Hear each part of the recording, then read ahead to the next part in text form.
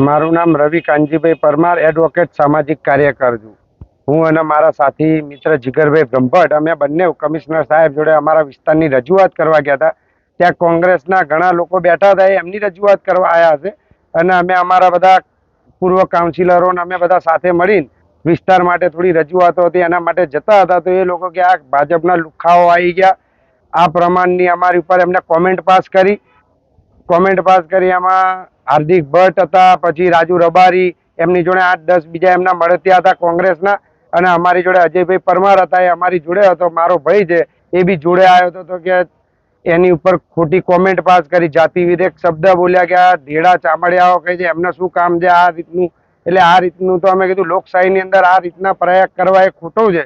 એટલે આ રીતે અમારે ત્યાં થોડી ઝપાઝપી થઈ. એટલે પછી સાહેબે તરત જ કીધું કે ભાઈ તમે બધા પોલીસ સ્ટેશન આવો અને જે ઘટના બની છે એના વિરુદ્ધ તમે આ લોકોને કાયદેસર કાર્યવાહી કરીને એમની ઉપર પાકી ફરિયાદ સાહેબ લે અને બધાને એરેસ્ટ કરે એવી અમારી માંગ છે. મારું નામ Bakulbhai હરતનભાઈ Rabari, ward number 2 councillor, પૂર્વ માજી કાઉન્સિલર. એટલે ઘટનામાં એવું હતું કે હું મારા પ્રજાલક્ષીના કામો માટે કમિશનર સાહેબને મળવા ગયેલો. એટલે અંદર કોંગ્રેસના બધા જે હાર્દિક ભટ્ટ છે, રાજુ રબારી છે, રજની દવે છે, ભાવિક પરમાર છે, આ બધા અંદર બેઠેલા હતા. એટલે હું બહાર ઉભો રહ્યો કે એ લોકો નીકળે પછી મારી રજૂઆત હું કરું.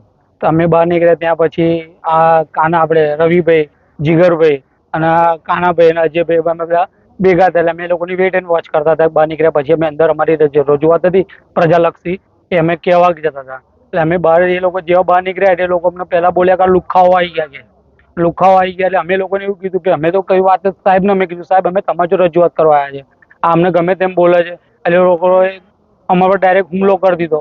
જે કાચના ગ્લાસ અને જે સ્ટી હતી એ મારી મને કાચનો ગ્લાસ અહીં માર્યો છે. એટલે એ તો કોન્સ્ટેબલે પકડી લીધો ગ્લાસ અને એ ગ્લાસ મારા અંદર પેટ ચીરી નાખત મારું. કોણ કોણ હતા એ તમે ઓળખો છો? એ એમાં આપણે ભાઈ રાજુભાઈ રબારી, હાર્દિક ભટ્ટ, પછી પેલો રજની દવે, પછી પેલો ભાવિક પરમાર, બીજા અન્ય 7-8 જણા બીજા જણા જોડ્યા હતા. તમારી શું માંગણી?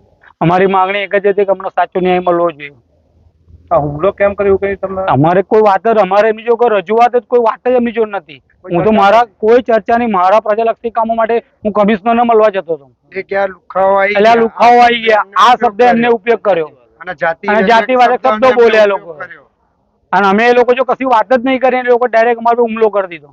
મારું નામ જીગર બ્રહ્મભટ્ટ છે, સામાજિક કાર્યકર્તા છું.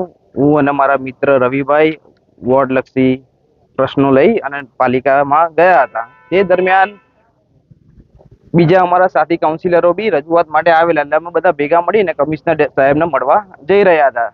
એટલામાં ત્યાં આગળ કોંગ્રેસના મળતિયાઓ આવી અને કંઈક રજૂઆત કરતા હશે, આપણને ખ્યાલ નથી. પણ પરંતુ મારું કહેવું એટલું જ છે કે આ લોકો જે કરી રહ્યા છે એ પોતાના સ્વાર્થ માટે કરે છે. હાર્દિક ભટ્ટ જે પોતે પ્રોવિડન્ટ ફંડનો વકીલ છે, તો એના લાભ સાધવા માટે ખોટા આક્ષેપો પાલિકાની અંદર પ્રોવિડન્ટ ફંડને લઈને કરતા રહ્યા છે.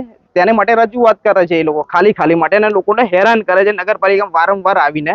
હવે તે દરમિયાન એક રાજુ રબારી એ હાર્દિક ભટ્ટને ઉશ્કેરવામાં આવી અને અમારા અજયભાઈ પરમાર અમારી સાથે આવેલા, તેમની ઉપર હુમલો કર્યો અને જાતિવાચક શબ્દો આલ્યા. અને તે દરમિયાન એમણે બકુલભાઈ રબારી અને બીજો એક છોકરો છે એની પર બી હુમલો કરવામાં આવ્યો.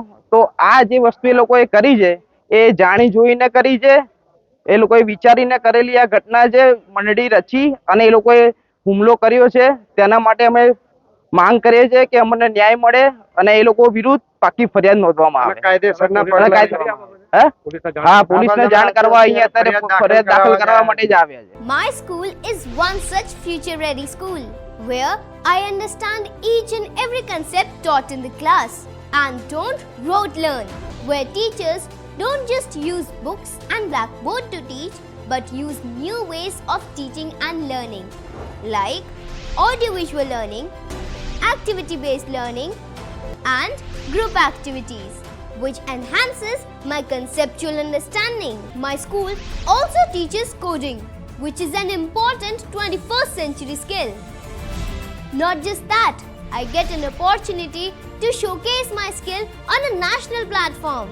And with all this, I acquire important skills that make me future ready and confident.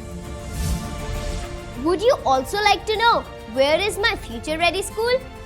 Visit now and see for yourself.